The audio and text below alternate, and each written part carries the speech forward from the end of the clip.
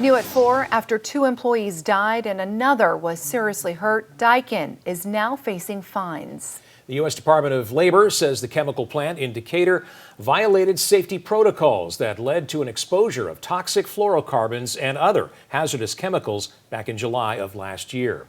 Way 31 broke this major development for you today on Way 31 on WayTV.com. Matt Kroschel is digging into what OSHA says Daikin did wrong and getting reaction from the attorney representing the family of one of those workers who died. Now, Matt's live right now in Decatur with our full coverage. Matt?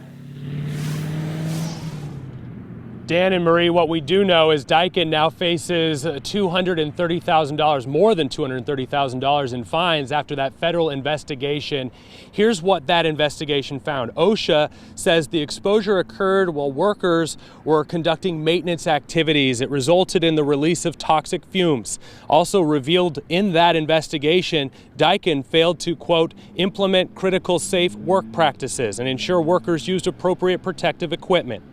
Wesley Rusk had been with the company for more than 20 years. He was treated at Vanderbilt Medical Center before dying about a month after the exposure. Will Delishaw was in intensive care unit at University of Alabama at Birmingham Hospital. He died September 28th of last year. The third employee involved in this spent nearly a week in the hospital for treatment after that exposure before returning home. You don't go to work to die. You go to work to provide for yourself and your family and your loved ones. And in this particular instance, these employees were not protected at all from the standpoint of the company developing processes and procedures to make sure their employees are safe, to also making sure that the employees had all the safety equipment they needed to be safe. Daikin has 15 business days to comply or request an informal conference with the area director of OSHA or contest the findings before an independent review commission. We did receive a statement from Daikin this afternoon. In part, it reads, because this matter may later involve litigation, we're necessarily limited to our comments at this time. However, what we can say at this time, we strongly disagree with OSHA's conclusions because we believe they are mistaken. We recognize OSHA's authority and will continue to work with OSHA toward a resolution.